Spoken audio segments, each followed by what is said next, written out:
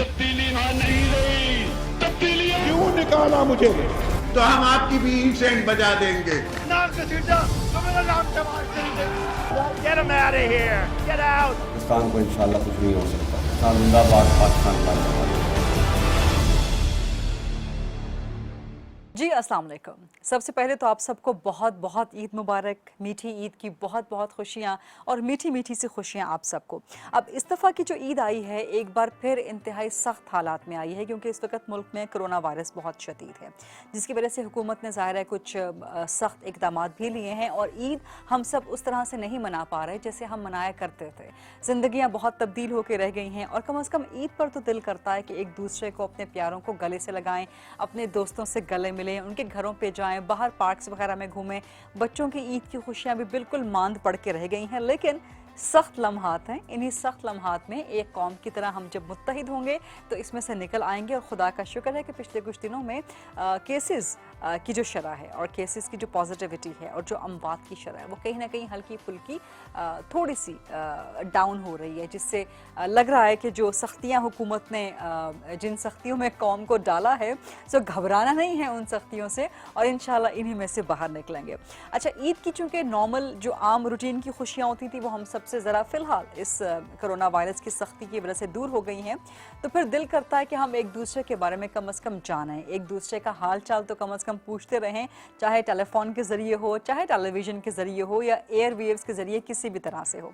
तो आज ईद के इस बेहतरीन मौके पर एक बड़ी ज़बरदस्त किस्म की शख्सियत के साथ जो है हम मौजूद हैं और उनसे जानेंगे कि उनकी ईद पहले किस तरह गुजरती थी और अब कोरोना वायरस में किस तरह गुजरती है और जिन किस्म के चैलेंजेस का वो ख़ुद भी सामना करते रहे हैं अपनी लाइफ में और अभी हालिया कुछ दिनों में जो उनकी रिस्पॉन्सिबिलिटीज़ मज़ीद बढ़ गई हैं। मैं इस वक्त मौजूद हूँ वफाकी वज़ीर दाखिला और अवामी मुस्लिम लीग के सरबराह जनाब शेख रशीद अहमद के घर पे और ईद हम इनके साथ सेलिब्रेट करेंगे तमाम कोरोना वायरस की SOPs के साथ और शेख साहब से पूछेंगे कि उनकी ईद कैसे है और ख़ास तौर पे वज़ीर-ए-आज़म इमरान खान ने जो उन पर एडेड रिस्पॉन्सिबिलिटीज़ और एक ज़्यादा एतमाद का और एतबार का इजहार किया है, तो उसके बाद उनके लिए ईद मनाना कितना मुश्किल हो गया है, क्योंकि वफाकी वज़ीर दाखिला पर पूरे मुल्क के अमन व अमान की जिम्मेदारी होती है। अस्सलाम वालेकुम शेख रशीद अहमद साहब, बहुत शुक्रिया प्रोग्राम के लिए वक्त देने पे, ईद के दिन वक्त देने के लिए और ईद मुबारक आपको। ईद मुबारक आपको भी, खैर मुबारक, थैंक यू वेरी मच। आज कुछ ज़्यादा हम सियासत पर तो बात नहीं करेंगे, बिल्कुल नहीं कुछ बात वैसे करेंगे। भी सियासत कोई बेमज़ा सी हो गई है, कोई बेमज़ा हो गई है, किस वजह से बेमज़ा हो मेरा गई? मैं कोई सियासत में कोई मुझे नहीं पता कि फलाने फलानों को झाड़ दिया, फलाने ने उसको ये कर दी सियासत। या PDM के आपको लगता है कि गैर फाल होने से सियासत में मज़ा ही बरकरार काफी नहीं रहा? फर्क पड़ा है, जो उससे फर्क पड़ा है, फर्क लेकिन पड़ा वो सियासत हम बाद में बात करेंगे। ये फरमाएं कि आपकी ईद एक तो कोरोना वायरस की वजह से वैसे नॉर्मल रही है आपकी ईद? नॉर्मल है बिल्कुल। आज के दिन मैं लोगों को एक ही दिन मिलता हूँ, आज सारा दिन मैं लोगों से मिलूंगा मगरिब की नमाज तक और सुबह कब्रिस्तान से होके नमाज पढ़ के मैं बैठ जाता हूँ हवेली और फिर मगरिब की नमाज तक लोगों से मिलता हूँ। ये मेरी रूटीन है शुरू से। और अभी वायरस के हालात में भी आप लोगों से मेरा फासला रखते हैं हवेली में और लोग खुद समझदार हैं, लेकिन अब खुदा ना खास्ता इंडिया की तरह, क्योंकि कल मैं देख रहा था कि इंडिया में तो N440 के बहुत ही डेंजरस आने का खतरा है। ये ना हो कि वहाँ अभी तो देखे ना, वहाँ 4 लाख का केसेस है डेली, रोजाना के 4 लाख हैं तो और कई हजारों की डेथ्स हैं और खुदा ना खास्ता जो ये कहा है, क्योंकि किसी के लिए भी बुरा नहीं सोचना चाहिए। NCOC ने पाकिस्तान में बहुत ज़बरदस्त काम किया, नो डाउट। और लोग ये पूछते हैं कि एक पड़ोसी मुल्क में इतना वायरस फैला है तो इधर क्यों नहीं ऐसा हुआ। कई लोग हमारे मुल्क दुश्मन तो नहीं है लेकिन बदख्वाह हैं, बेईखान ऐसे ही। ईरान में भी काफ़ी डेथ है, वो उनके केसेस थोड़े हैं लेकिन डेथ काफ़ी हैं।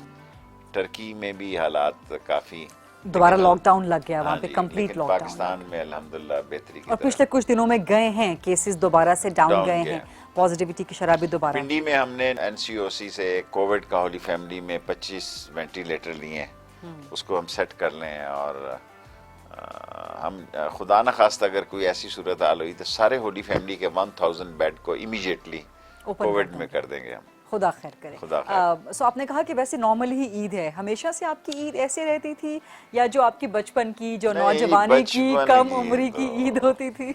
ईदें तो बचपन की होती है ना, बुढ़ापे में तो बिल्कुल क्या सही बात है, ईदें बच्चों की होती है। बच्चों की ईदें हैं। और बच्चों की मेरा मतलब है बचपन की ईद आपकी कैसी होती थी?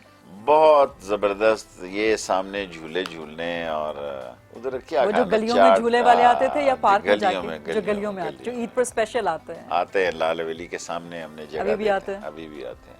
आपको आजकल बचपन तो याद नहीं आता है? आते ना, आजकल तो कोविड है, वायरस की लेकिन वजह से। वायरस की वजह से, लेकिन 2 साल से नहीं आ रहा है, लेकिन हम उनको जगह प्रोवाइड करते हैं वैसे की वैसी। अच्छा, बच्चे घोड़ों शोड़ों पे भी रेस शेस लगाते हैं उसी तरह। और लेकिन बच्चों की ईद तो ज़ाहिर है जी, चाट खा ली, चना मुर्ग खा लिया, कुछ और खा लिया। खिलौने ले लिए, आप यही सब काम करते थे बच्चों की तरह। हाँ, और फिर नौजवानी, कम उम्री की, मतलब ज़माना तालिब इल्मी की, उसके बाद फिर नौजवानी की, वो ईद कैसी होती थी? ज़माना तालिब इल्मी की ईद तो बस 100 सिलेक्टेड लोगों की दोस्ती होती है। बच्चों में तो पूरा महल्ला ही बच्चों का एक जमे गफीर होता है। और फिर सियासत में आ जाए तो अपने सियासी ग्रुप से सलाम दुआ करने, ईद मिलने लोग आते हैं। तो मुख्तलिफ फेस रहे, बचपन, जवानी, मीडियोकर एंड फिर ये बुढ़ापा। और अब ईद ही देते हैं आप? नहीं, अभी अगर कोई भतीजे का बच्चा आ जाए तो दे देता हूँ। वैसे हम भी आपके पास आए, आप हमें भी ईदी दे सकते हैं।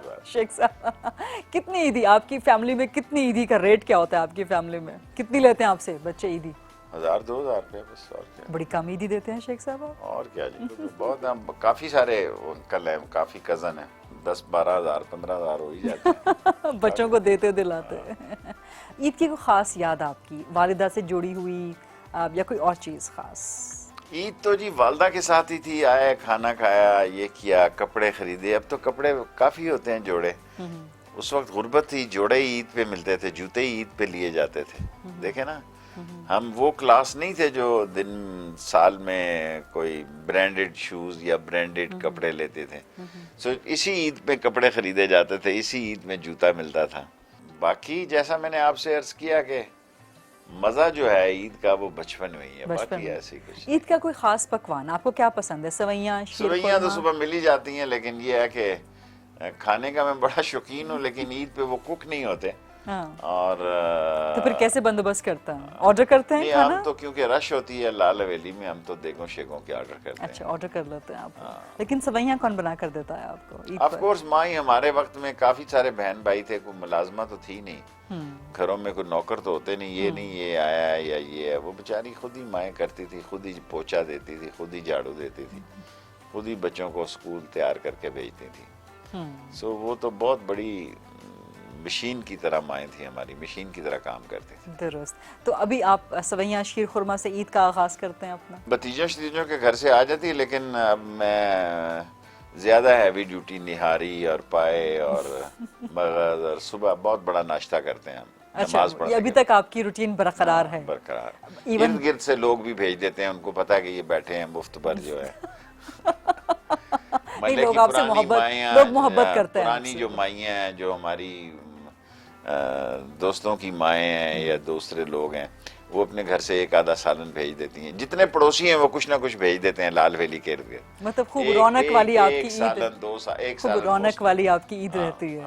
दुरुस्त। और उसके बाद फिर ईद का बाकी दिन आपका किस तरह? नॉर्मल ईद का दिन, मतलब ये वायरस से पहले? गप्पें शप्पें, ये सिगार पिया, गप्पें मारी। रोजों के बाद तो सिगार आपको पता है बहुत, रोजा में लगता ही सिगार है, गुजरते रहे, थोड़ा थोड़ा टाइम देते आपके शायद पानी की तलब रोजों में इतनी नहीं होती होगी जितना सिगार की तलब होती है।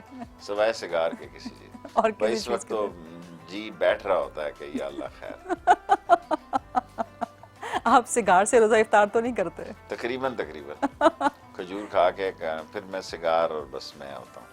ठीक है। और आपने कहा कि बचपन की याद जो है वो वालिदा से ख़ास तौर पे जुड़ी हुई है। आपने ख्वाबों की बड़ी ख़ास तौर पे बात की, ये किसी से ढकी छुपी बात नहीं है कि शेख रशीद अहमद साहब खानों के बड़े अच्छे शौकीन हैं, बड़े खुश खुराक हैं, लेकिन वायरस के बाद भी आपकी सेहत में टिका के खाता हूँ। सेहत अलाउ करती है कि आप इतने वायरस में कोरोना में चला गया था और सीरियस चला गया था, ऑक्सीजन पे चला गया। इसीलिए मैं पूछ रही हूँ कि लेकिन उसके बावजूद माशाल्लाह खाना खाने बहुत जरूरी थे। उसके बाद तो मेरा मतलब है गुश्ताबा भी मैंने यूज करता हूँ, रिश्ते भी करता हूँ। गुश्ताबा कौन बनाता है? बिकॉज ये कश्मीरियों का खास खाना है। कश्मीरी होटल से मंगवाता हूँ, कुक बनाता है खास तौर पर, क्योंकि अब इन कुकों से तो गुश्ताबा वगैरह नहीं बन सकता। तो पाए भी खाता हूँ, अंडे भी और तबक मास भी। माशाल्लाह।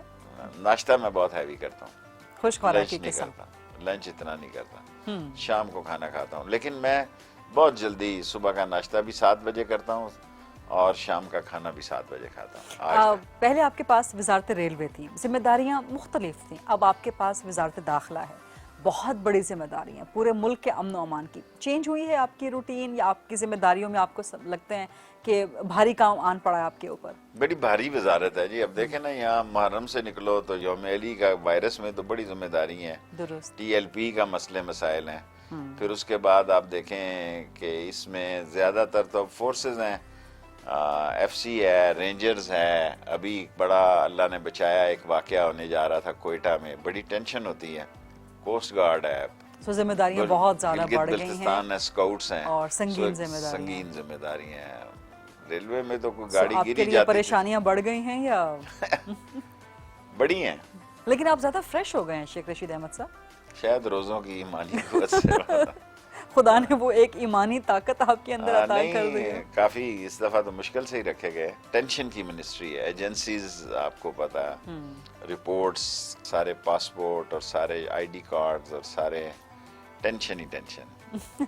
आप वजारत रेलवे में थे तो भी जब आपने वजारत संभाली तो ट्रेनों के बड़े हादसे शुरू हो गए थे और वो कहते हैं ना कि सर मुंडाते ही औले पड़े और सारे मसाइल उस वक्त खड़े हो गए थे, नुकसान खसारा भी, इंजन्स का मामला, मतलब बहुत से मामला वो आपके सामने है। आपने वजारत दाखिला संभाली तो कुछ एहतजाज वगैरह शुरू हो गए। देखिए अब क्या करते हैं, उनको आने देते 20 तारीख को, उनको समझाया कि भाई असेंबली में ले जा रहे हैं, ले गए। बस वो हालात देखे ना मुल्क को, क्या लब्बैक या रसूलुल्लाह हम नहीं है, हम बचपन से कहते हैं लब्बैक या रसूलुल्लाह। बेशक खत्म नबूवत में हमसे ज्यादा इन्होंने कहतें काटी हैं। इमरान खान ने उस दिन कहा आखिरी कैबिनेट में कि भाई नामूस रसालत पे कोई समझौता नहीं हो सकता, भाड़ में जाए GSP और सारी चीजें। उसने कहा खत्म नबूवत पे कोई बात नहीं हो सकती। भाई ये तो पैदा 2017 में हुए हैं, ये बेचते क्या थे?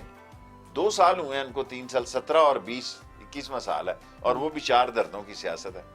फिर आने दें तो फिर इस मुल्क में कौम फैसला कर ले, उनकी भी कोई से है। इस मुल्क का मजाक है कि जिसका जी चाहे आके। अब करना क्या है शेख साहब? उनकी नजरसानी की दरख्वास्त तो आपके पास आई भी थी, आई हुई है, आज कमेटी बना दी है, अभी कल बनाई है, महीना है और फिर वो जो कमेटी फैसला करेगी वो कैबिनेट से अप्रूव होके। तो आप खुद क्या समझते हैं या आप अपनी राय दे सकते हैं? भाई हमने उन पे एलिगेशन लगाए हैं, जाहिर है मेरी राय देनी बनती नहीं है क्योंकि कमेटी बन गई है। कल वो हाई कोर्ट में जाएंगे जी, मिनिस्टर ने ये कह दिया जी, ईद शो में गरीदा फारूकी को ये कह दिया। सो मेरी कोई राय नहीं है, जो कमेटी बनी है वही राय देगी। आपके बयानात से पहले भी काफ़ी जो हैं वो नाराज़ हो गए थे कि वज़ीर दाखिला ने इस किस्म के बयानात दे दिए हैं, जिसके बाद वो मज़ीद मामलात को ख़राबी की तरफ ले गए या मामलात ख़राबी की तरफ चल गए। तो आप समझते हैं कि आप जिस वजारत में जाते हैं वहाँ पे सर मुंडाता ही औले पड़ जाते हैं, या आप जब भी जाते हैं तो वहाँ कोई ना कोई चैलेंज आपके सामने खड़ा होता है? मुझे चैलेंज अच्छा लगता है, बुरा नहीं लगता। आई लव कि भाई आप सही हों, सच्चे हों, सच्चाई पे हों और अगर आप ठीक जगह पे खड़े हैं तो खड़े रहें और अल्लाह आपकी मदद करेगा। अल्लाह ने हमारी मदद की है। इन्होंने 192 नाके लगा दिए थे। कोई 192 नाके पंजाब में कोई थोड़ी जगह तो नहीं थी। बिल्कुल सही। फिर वो एक दिन में उठाए गए सवाए एक नाके के, तो ब्लॉकेज 192 करना फिर अगले दिन तो कुछ और हो जाता है इस मुल्क में। मजाक तो नहीं है कि आप सारे रोड ब्लॉक कर दें, मोटरवे और सारे। उनको खोलना था, अल्लाह ने किया। पंजाब पुलिस ने बड़ा जबरदस्त काम किया, वो खुल गए सारे, एक ही दिन खुल गए। ठीक है, शेख साहब के साथ बातें इस वक्त चल रही हैं, बहुत अच्छी मजेदार हल्की फुल्की नौयत की। एक छोटी सी ब्रेक का वक्त हुआ, let's take a short quick break. वापस आते हैं, शेख साहब से गुफ्तगू आगे बढ़ाते हैं।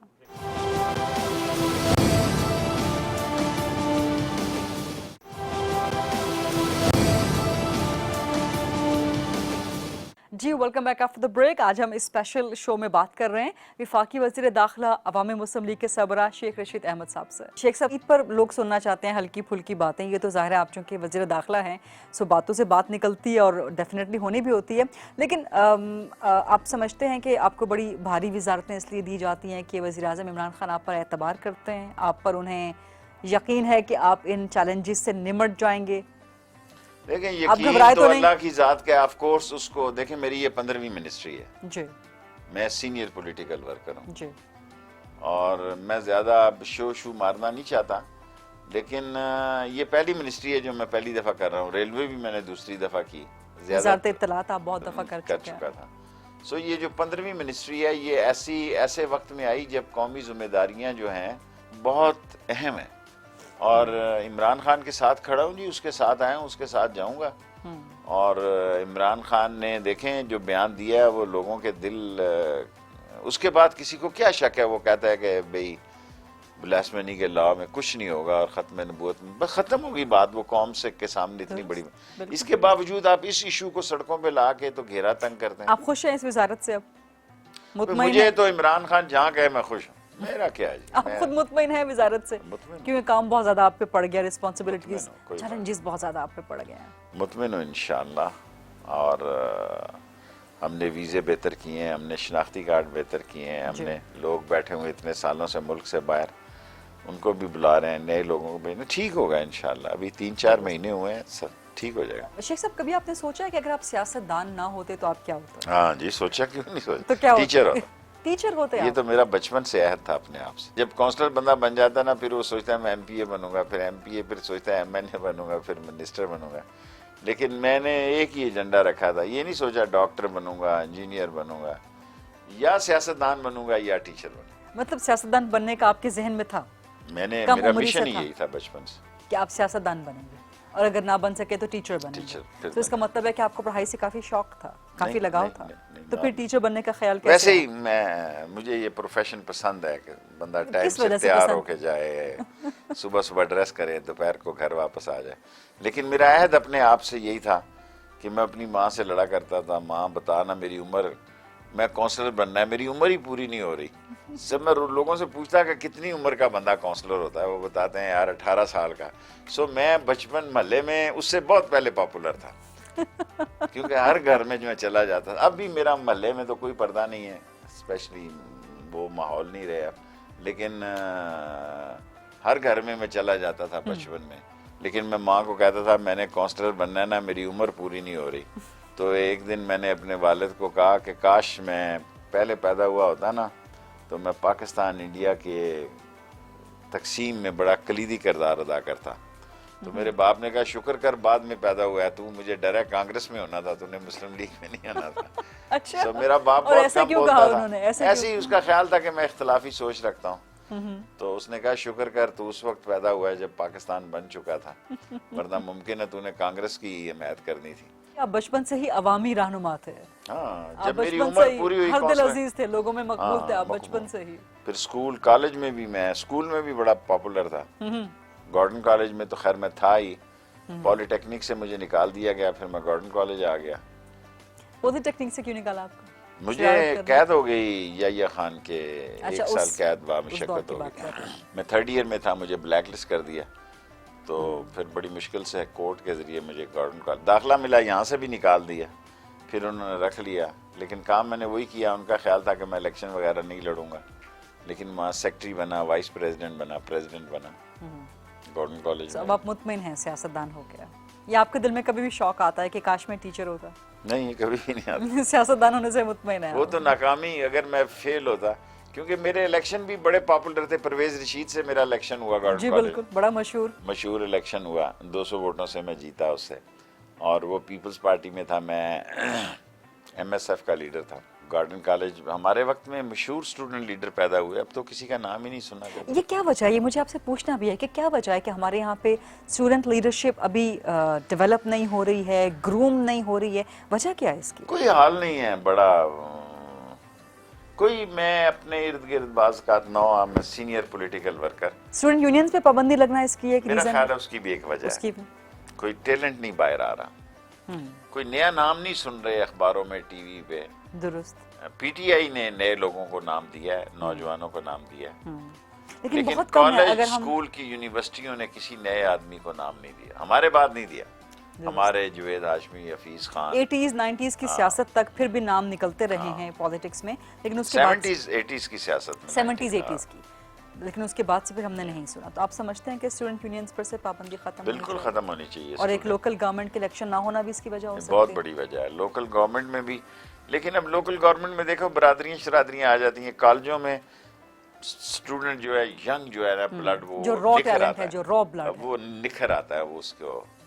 यानी कई लोग जो हमसे कॉलेजों में हारे लेकिन उनमें टैलेंट्स बहुत थे, वो दूसरी पार्टियों में जाके उन्होंने बड़ा नाम पैदा किया। जीत हार कॉलेज की में ही बंदे की सलाहियतें निकल आती हैं, ये पाबंदी खत्म होनी चाहिए। आप कैसे स्टूडेंट थे? खासतौर पे मेरा जहन वहीं पे अटका हुआ है कि आप टीचर बनना चाहते थे, आपने कहा, लेकिन पढ़ाई से आपको लगाव नहीं था। तो किस किस्म के स्टूडेंट थे आप? पढ़ाकू नहीं थे, शरारती थे, सियासत की तरफ ज्यादा? भी मैंने सेकंड डिवीजन पास किया, मैट्रिक फर्स्ट डिवीजन 1 नंबर से किया, 561 नंबर थे मेरे।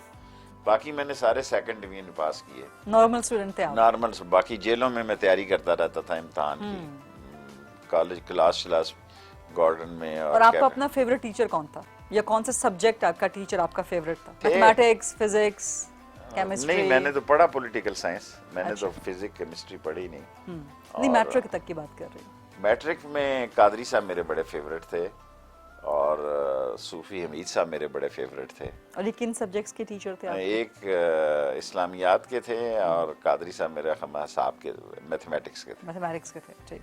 और उसके बाद आपके पॉलिटिकल साइंस फेवरेट हो गया सब्जेक्ट? कॉलेज में जाके मेरा पॉलिटिकल साइंस हो गया, लेकिन मेरा काफ़ी उससे पहले अखबारों में, कॉलेज में मैं शाम को अखबारों में जाना शुरू हो गया, मैं छपना शुरू हो गया, मेरा नाम शाम आना शुरू हो गया थोड़ा बहुत।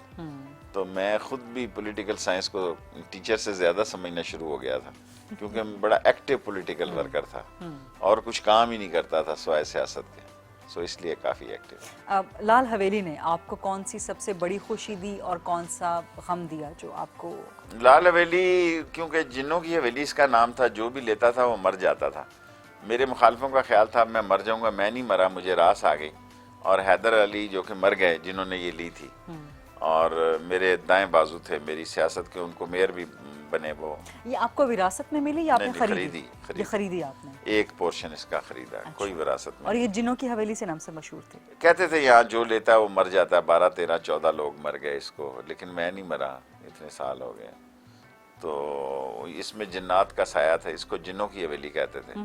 लेकिन वो जो मालका थी उसको मैंने देखा हुआ, अबूदो बाली बड़ी खूबरू औरत थी, और शाम को बैठती थी 3 कैसल का सिगरेट पीती थी लाल हवेली की बालकोनी में, और खाली डब्बी भी मेरे लिए रखती थी। दूसरे दिन जब पाकिस्तान बना तो उसके बाद उसका लोगों ने समझा ये बहुत अमीर है, बहुत पैसा शैसा है, उसका भाईशाही मर्डर हो गया इसी हवेली में। उसकी बड़ी लंबी स्टोरी है, सारा प्रोग्राम इसी में चला जाएगा। मेरी किताब कुछ सुनाए। वो मेरा मतलब है, वो लाला लाजपत राम के साथ, अगर वो चाहती तो इस शहर का सबसे बड़ी मालिक वो होती, लेकिन उसने कोर्ट में कोई ऐसा बयान नहीं दिया जिसकी वजह से इस छोटी सी जायदाद की वो मालिक, कोर्ट ने उस पर रहम खाया और उसको दे दी, वरना ये सारी बोहड़ बाजार की जायदाद की वो मालिक होती। जिस तरह कहने की तो वो डांसर थी, करैक्टर वाइज वो बहुत अजीम औरत साबित हुई कि उसने कोर्ट में जाके भी झूठ नहीं बोला और इस लाल हवेली पर इक्तफा किया। इसके पीछे 19 और जायदादें और ये सारा डाकखाना और सारा बोर्ड बाजार सारा इनका लाला लाजपत राम का था, लेकिन उसने कोई चीज नहीं दी। और आपने किस सन में खरीदी फिर लाल हवेली? 80s में। 80s में खरीदी आपने? आते सारा इलेक्शन लड़ा 77-80s। तो आपके लिए खुशबख्त साबित हुआ आपका घर? मेरे लिए बहुत खुशबख्त साबित हुआ आपके लिए। तो कौन सी सबसे बड़ी खुशी जो लाल हवेली ने आपको दिया? कोई ऐसी खुशी नहीं जो उसने नहीं दी। एक ही खुशी होती है, इलेक्शन वाले दिन मैं बालकोनी से खिताब करता हूँ, लेकिन मैं हारा भी हूँ तो उसको भी जो एड्रेस किया है तो वो उतने ही लोग होते हैं दिल खराश मंजर में जितने जीतने वाले में होते हैं। और 13 अगस्त की रात को मैं वहाँ से खिताब करता हूँ पिछले 40 साल से। वो रूटीन भी मैंने कायम रख, एक ही तकरीर करता हूँ पिछले कई सालों से। आप एक ही स्पीच कर रहे हैं? वन स्पीच 13 अगस्त की रात को। तो आपके सुनने वाले सामीन को तो वो याद होगा। बहुत दुनिया तारीखी होता है, बल्कि बाज का डर भी लगता है कि कोई ऐसा वाकया ना हो जाए, लेकिन तकरीर एक ही करता हूँ 13 अगस्त की रात को। शेख साहब सॉरी आपको इंटरप्ट करूंगी, एक छोटी सी ब्रेक का वक्त हुआ है स्पेशल प्रोग्राम में। Let's take a short quick break.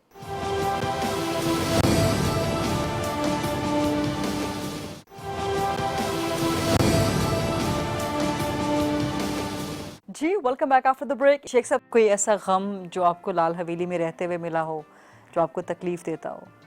कोई नहीं। अपनी जिंदगी से मुतमिन आप शेख साहब? भरपूर मुतमिन हूं, अल्लाह का शुक्र है, बहुत ही मुतमिन। जिंदगी में जो चाहा आपने वो हासिल कर लिया? देखें अब बार बार क्या कहना है, मैंने अकेले ने Zulfikar Ali Bhutto as a prime minister और एज ए प्रेसिडेंट उसका जलसा पलट दिया, सिंगल हैंडेड।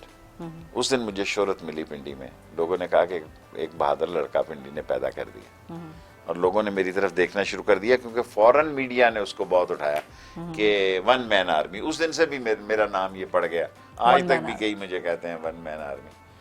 फिर मेरी एक ख्वाहिश थी कि उलमा से मैंने सुना, खाना काबा के अंदर तो बहुत दफ़ा गया हूँ, रोज़ा रसूल के अंदर भी, कि काबा की छत का दरवाज़ा मैंने खुलवाया। अल्लाह ने मुझे सलाहियतें दी, मैंने मैनेज किया। वो कह रहे थे इसकी चाबी और ख़ानदान के पास है, वो चाबी नहीं देता, लेकिन अल्लाह ने किया कि मैंने काबे के अंदर ही घंटा 2 घंटा बैठ के उसको हेलीकॉप्टर के ज़रिए मंगवाया उस बंदे को, और वो काबे की सीढ़ी खुली जो काबे के अंदर से निकलती है।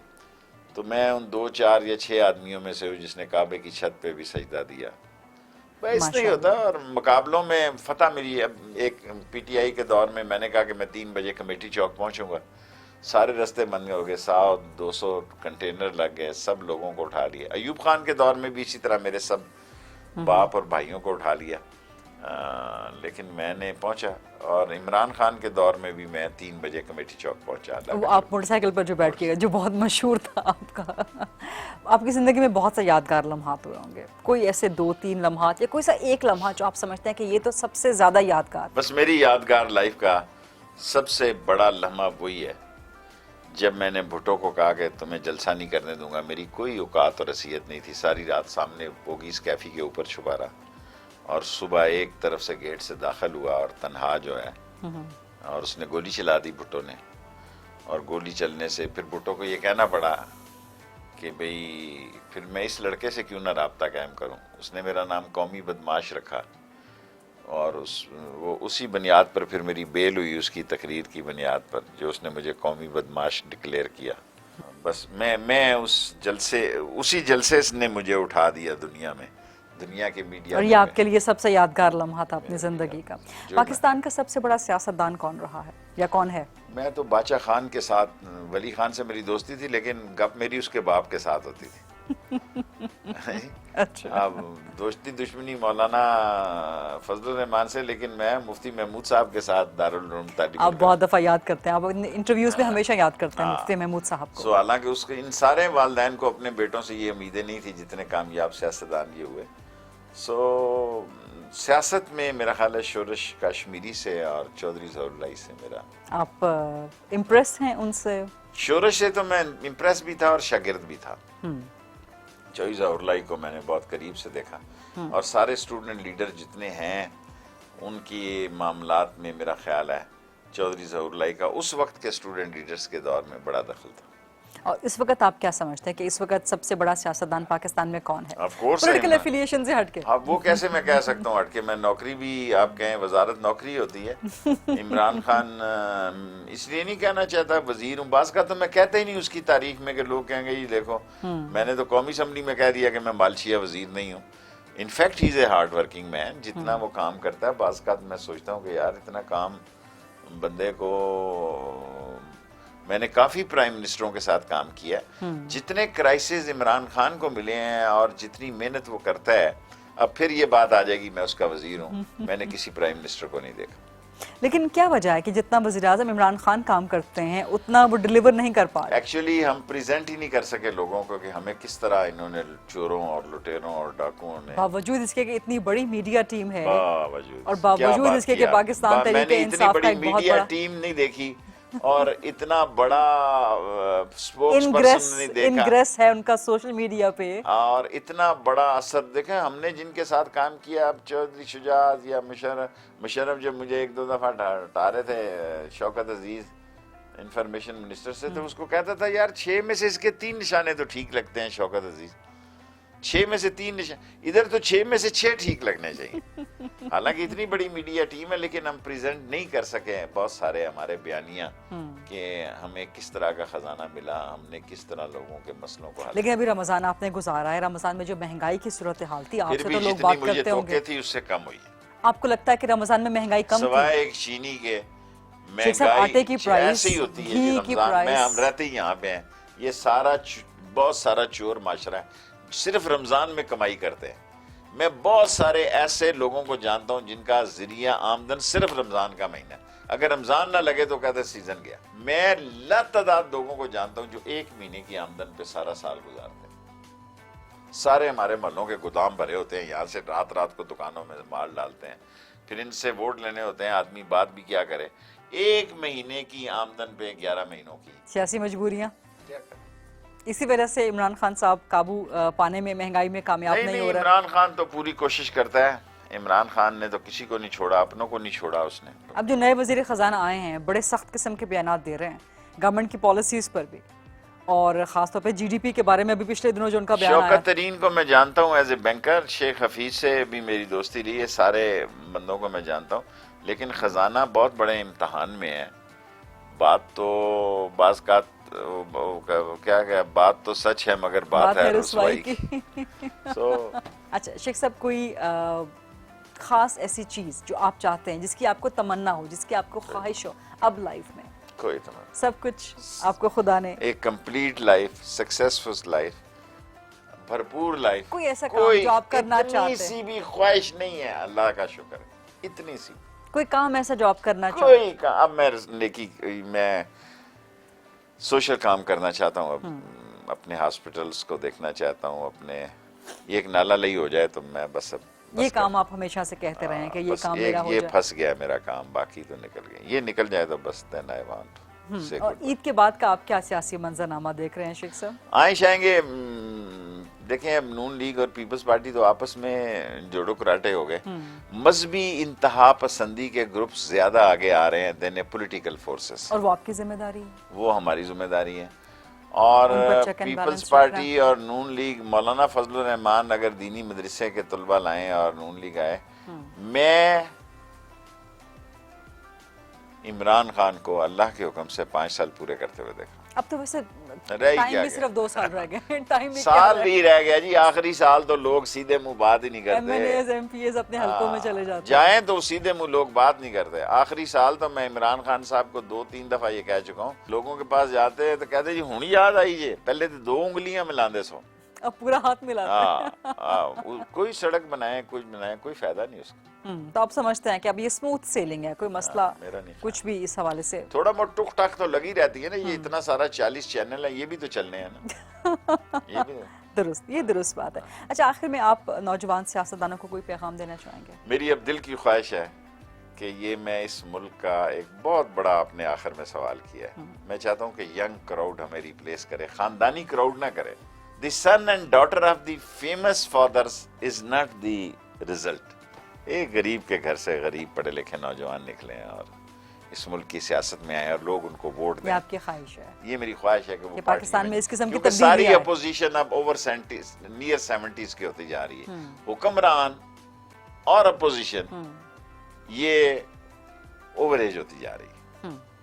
जो नई नस्ल के अपने खानदानों को लोगों को मुतारफ करा रहे हैं, दैट इज बैड। ये आम गली महल्ले यानी टीचर्स की औलाद निकलनी चाहिए, मैकेनिक की, डॉक्टर की, वो लोग निकले। लेकिन क्या वजह है कि नौजवान आना नहीं चाहते सियासत में? एक तो वो सियासत को बड़ा गंदा खेल समझते हैं, इसलिए नहीं ना, लोग सियासतदानों को गंदा समझते वोट हैं। देते हुए ये कौम वोट देते हुए बड़ी सख्त जालिम है। वोट लेना बहुत मुश्किल काम है, ये लोग बातें करते हैं, देखें वोट देते वक्त इनकी सोच बड़ी मुश्किल है। लेकिन नौजवान के अंदर ये क्यों नहीं है कि मैं सियासतदान नौजवान के बनूं? अंदर इमरान खान ने एक जज्बा पैदा किया, लेकिन उस जज्बे को और जिंदा करे और नौजवानों के लिए इस पार्टी में देखें ना, अभी वजीर स्टेट मिनिस्टर एक यंग आ गया और 1-2 यंग लड़के आ गए। कहाँ आते हैं यंग लोग इस तरह? तो ठीक हो गया और इंशाअल्लाह ताला बेहतर हो जाए। और एक आखिर में मैं जरूर चाहूंगी कि आप कोरोना वायरस के हवाले से, क्योंकि अभी भी एहतियात करना है, बहुत तो आप कौम को जरूर पैगाम जरूर मैं सारी कौम को ये कहता हूँ कि प्लीज इस मूजी मर्ज से, खूनखार मर्ज से और इस आदमखोर बीमारी से बचने के लिए एहतियात करें, फासला रखें और अल्लाह से मदद भी मांगें। और वैक्सीन भी जरूर, वैक्सीन भी करें, क्योंकि लोगों के अंदर बहुत सी गलत फहमियां हैं और वैक्सीन भी लगाएं। वैक्सीन में ऐसी कोई गलत चीज़ नहीं है। बहुत बहुत शुक्रिया आपका शेख रशीद अहमद साहब, अवामी मुस्लिम लीग के सरबराह, वफाकी वज़ीर दाखिला, वज़ीर आज़म इमरान खान के बड़े अहम इत्तेहादी, बड़े करीबी दोस्त, आज के इस स्पेशल शो में जो है वो हमसे बात कर रहे थे ईद के इस पुरमसरत मौके के हवाले से। टाइम बहुत कम था, वरना दिल कर रहा था कि शेख रशीद अहमद की जो ज़िंदगी के हल्के फुल्के मज़ीद आस्पेक्ट्स हैं वो भी आप तक पहुँचाएँ। सो ये था आज का प्रोग्राम, देखने का बहुत शुक्रिया। आई सी यू इंशाल्लाह इन द नेक्स्ट प्रोग्राम। अपना ख्याल रखिएगा, ईद मनाइएगा लेकिन हिफाजत के साथ, कोरोना वायरस के खिलाफ SOPs का ख्याल करते हुए। आई सी यू इंशाल्लाह इन द नेक्स्ट प्रोग्राम। अल्लाह हाफ़िज़।